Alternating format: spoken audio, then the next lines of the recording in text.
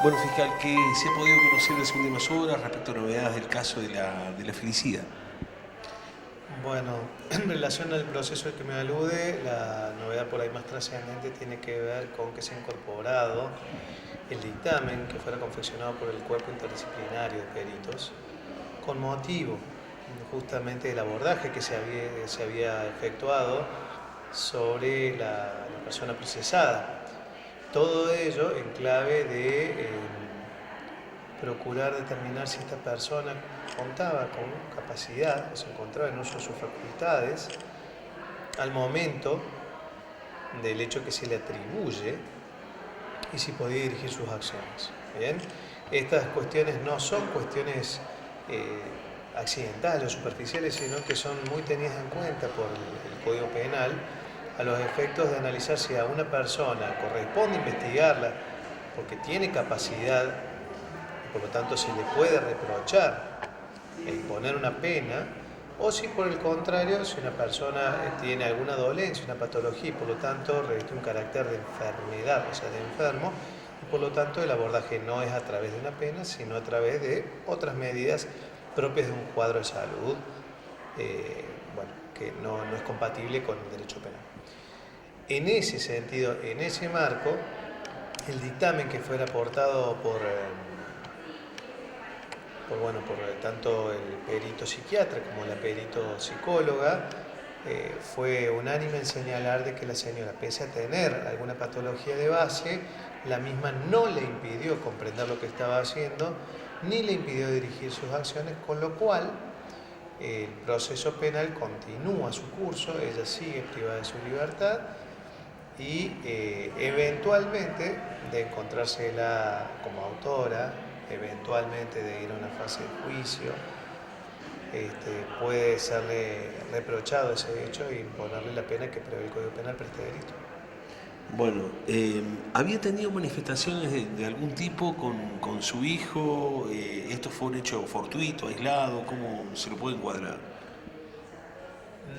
Si se refiere a si ha habido eventos o episodios previos de violencia, a la fecha no se ha recabado antecedentes que reflejen esa situación. Luciría más como un episodio aislado conforme a lo que se ha colectado hasta ahora,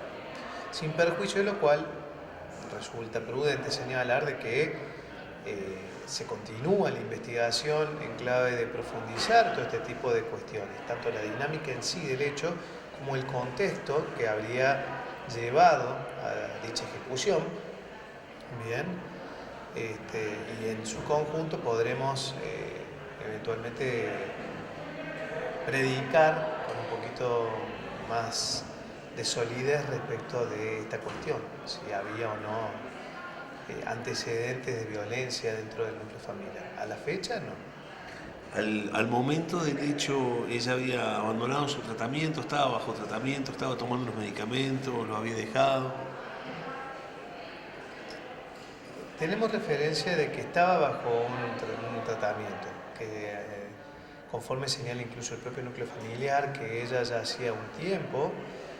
de consideración que estaba bajo una terapéutica, bajo un profesional en el área de salud mental del Hospital San Antonio de Padua, que dentro de esa terapéutica bueno, incluía tanto tratamiento ambulatorio como farmacológico, bien, pero no puedo brindar detalles respecto de si al momento que compete esta fiscalía, que es al momento de ejecución del hecho, si había o no respetado, digamos, las indicaciones del médico de cabecera. Doctor, ¿cómo sigue la causa? ¿Qué se puede saber dentro de lo que se puede saber, obviamente, de la investigación? Bueno, se invirtió en atención a las particularidades de la causa, se había invertido una fracción de recursos tanto temporales como materiales y humanos de consideración justamente en dilucidar esta cuestión, ¿no? La cuestión del estado de salud de la persona sospechada. ¿Bien? Concomitantemente se le había recetado declaración a ella a los efectos bueno, de poder imponerle qué es lo que se le atribuía y de poder escuchar, obviamente con la asistencia de su defensor, las descargos que quisiera efectuar, y a la vez también se continuó con la recepción de determinados medios de instrucción. Hoy la prioridad pasa por analizar su situación de privación de libertad, bien, que debe analizarse si debe recuperar libertad o dictarse la prisión preventiva, lo cual, sea el temperamento que se adopte del Ministerio Público, se impondrá obviamente en primer término a la imputada, a su defensa, y luego de ello obviamente se emitirá el parte de prensa correspondiente. Bueno, doctor Jávega, ¿ha habido novedades también en la causa Manara? Ha habido novedades, sí, hemos tenido referencias vinculadas a la medida de coerción. Para recordar, para refrescar la memoria, la Fiscalía de Instrucción había dispuesto la prisión preventiva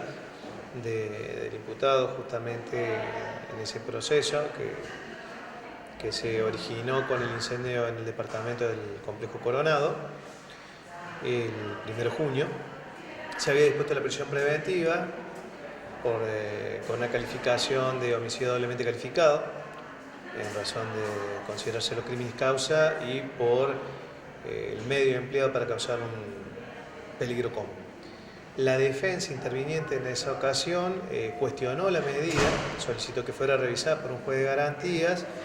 y recientemente, la semana pasada, este tribunal se expidió rechazando el planteo defensivo y confirmando la medida de coerción que había dispuesto la Fiscalía de Instrucción, remitiendo en devolución las actuaciones para proseguir la investigación, teniendo como referencia que en la víspera el imputado a la vez, estimo yo que por cuestiones de estrategia defensiva, decidió también modificar su asistencia legal.